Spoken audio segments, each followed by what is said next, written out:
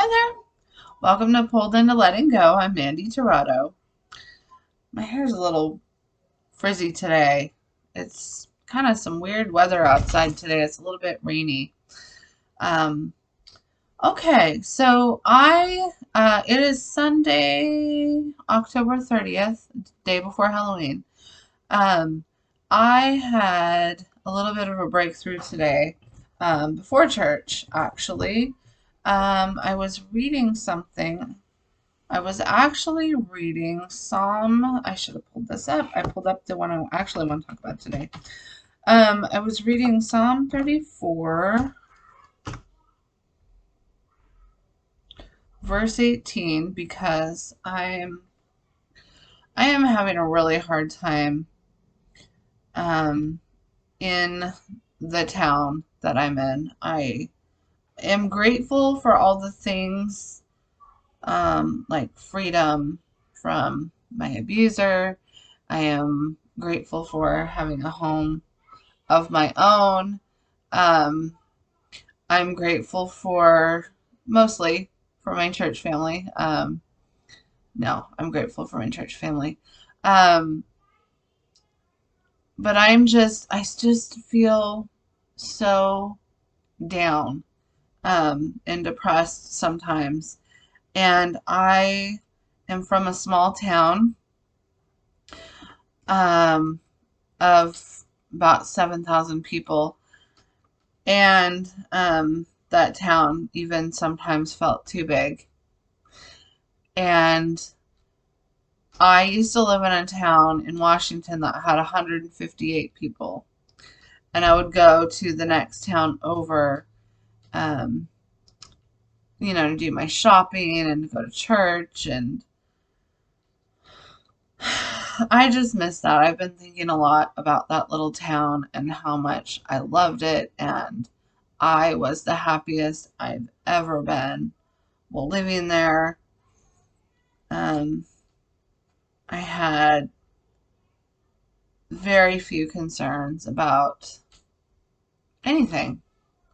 It was wonderful. It was the best time of my life.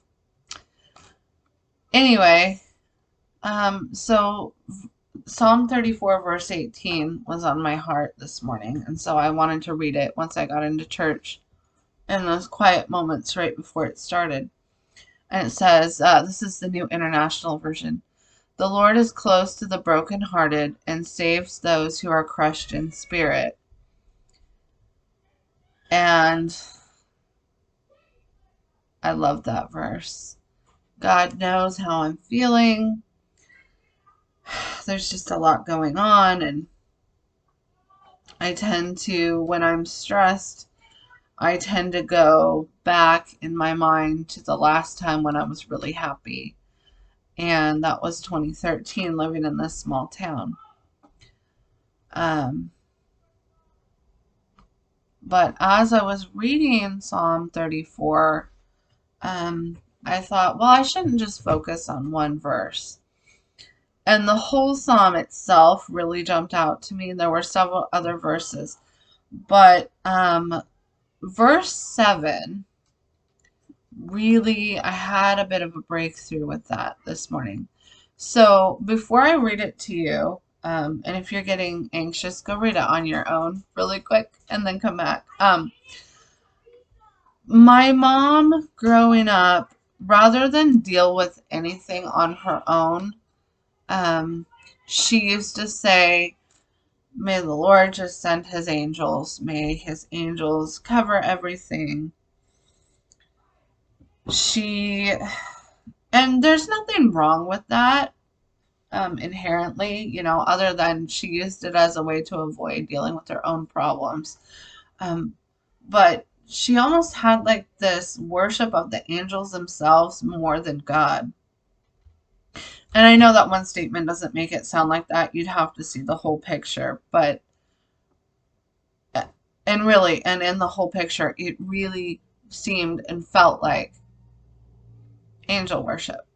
And I had a friend in Washington who used to remind me, well, Satan's an angel too. And I used to say that to my mom sometimes, and she didn't care for that too much. But I've always just, when I hear angels, like the word angel, it's an automatic turn off for me.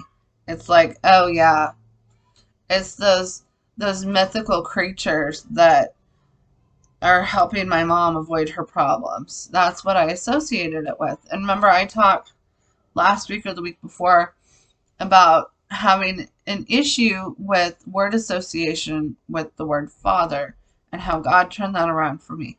Well, this morning he's working on angel for me. And so finally, here we go. Psalm 34, verse 7, New International Version. The angel of the Lord encamps around those who fear him, and he delivers them. And I looked that up because I was like, well, who's the angel of the Lord? Like, I know there's like archangels and angels and fallen angels and all of that. You know, there's different levels. And so I looked it up, and it's talking about Jesus. It's talking about the pre-incarnate Jesus.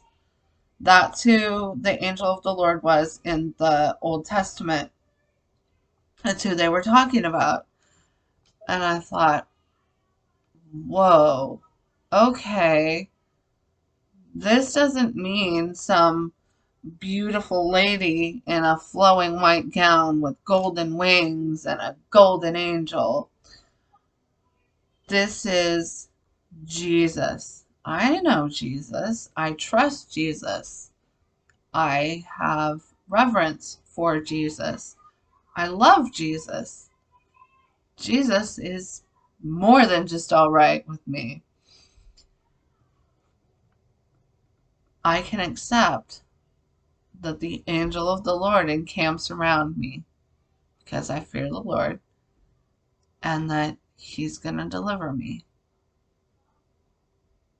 Okay.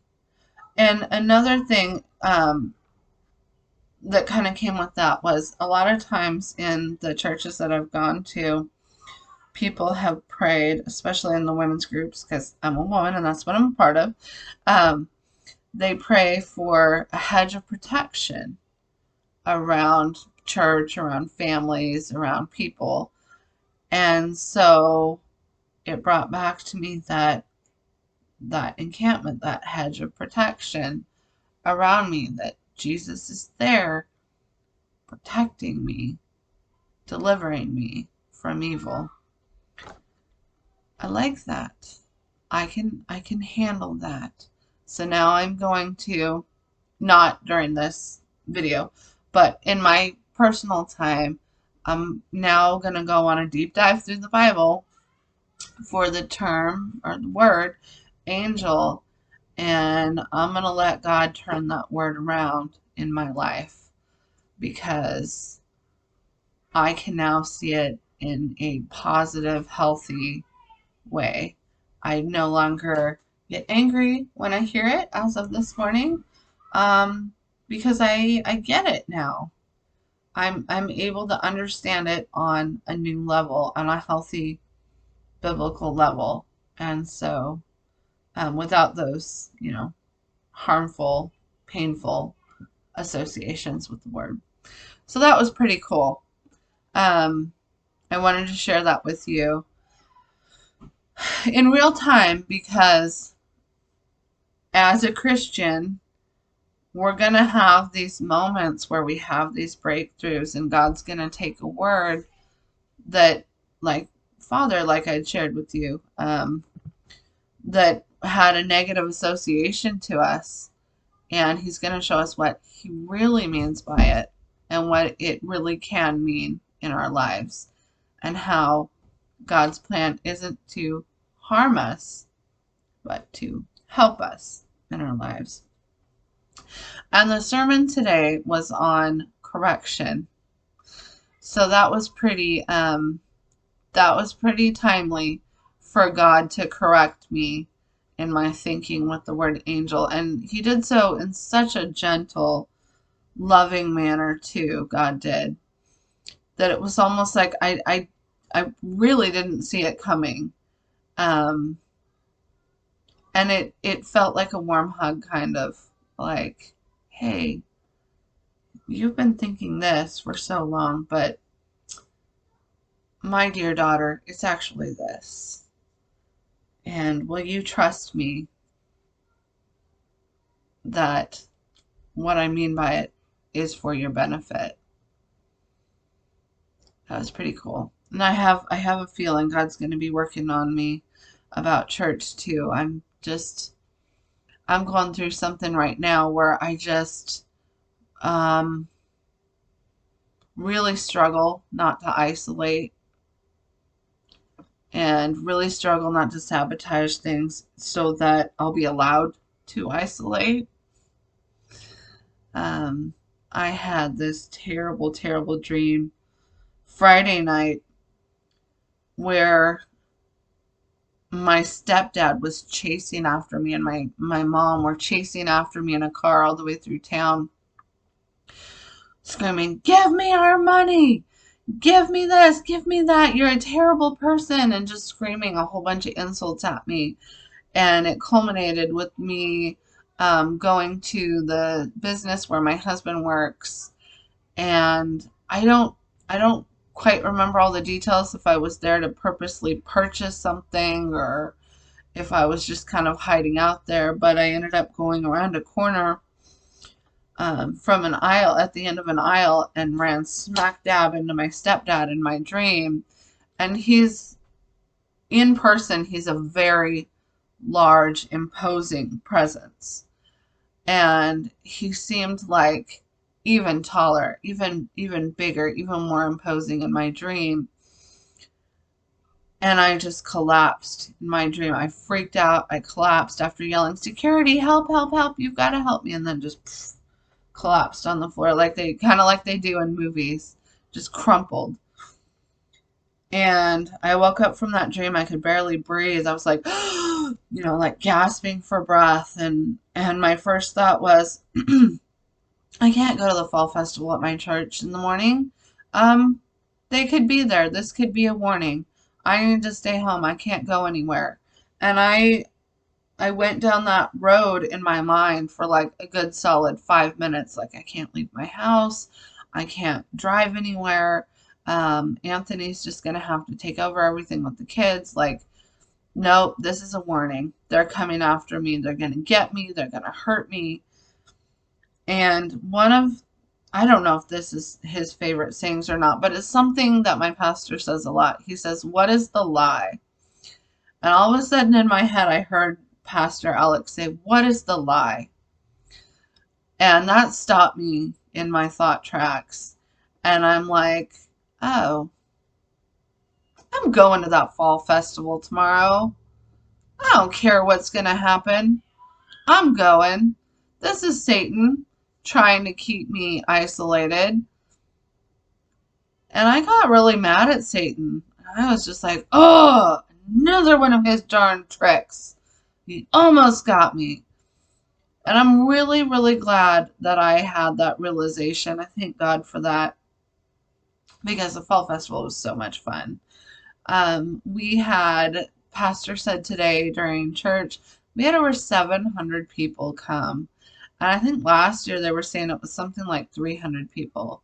So it was a big deal. It was a really big deal.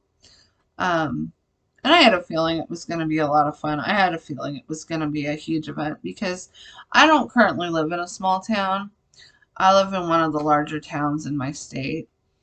So um, there's people that will argue that it's a small town. It's not. It's not. It takes 15 to 20 minutes to get across town using the main freeway. And if you want to take the roads, it's going to take you 30 minutes or more to get halfway across town. It's a big town. So, big city. Anyway,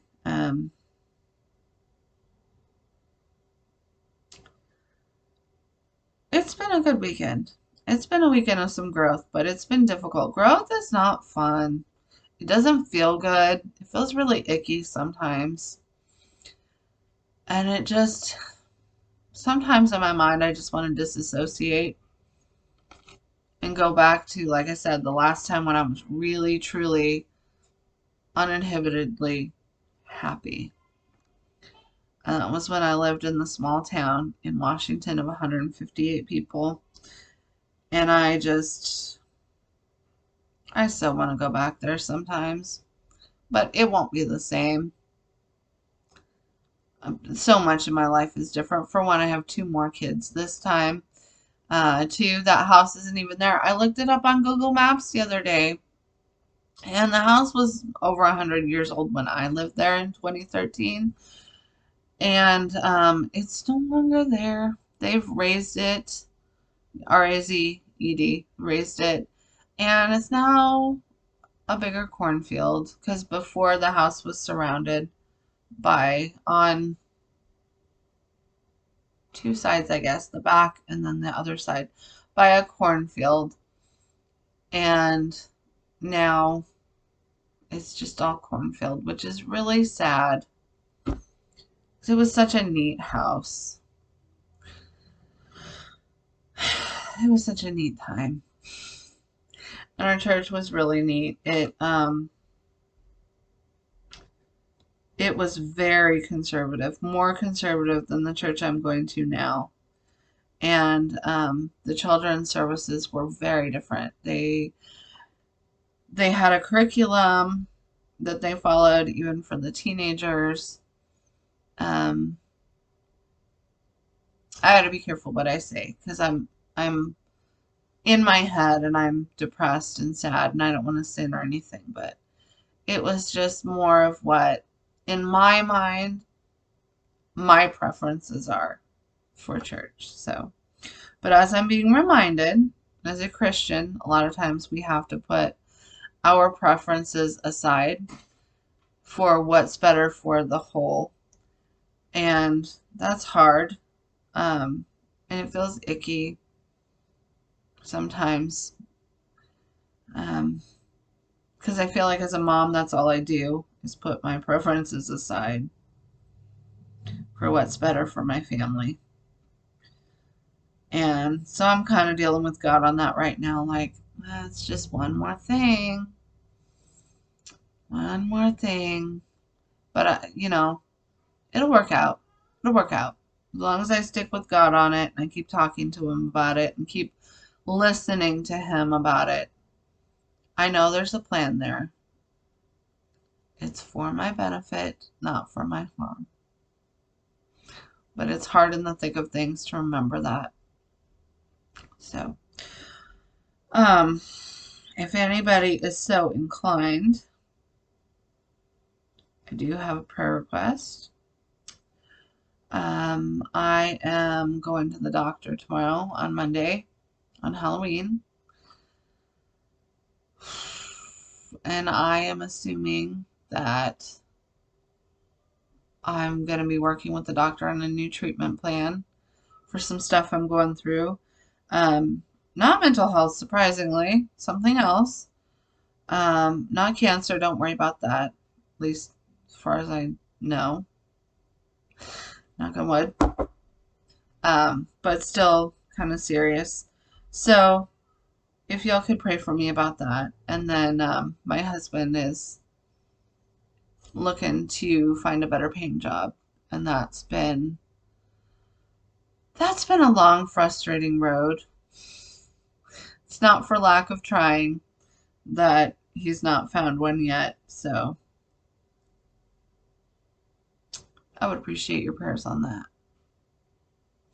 And that we can still have health insurance that is not disrupted through that. So anyway, I am going to stop boring you and worrying you and stressing you out and depressing you.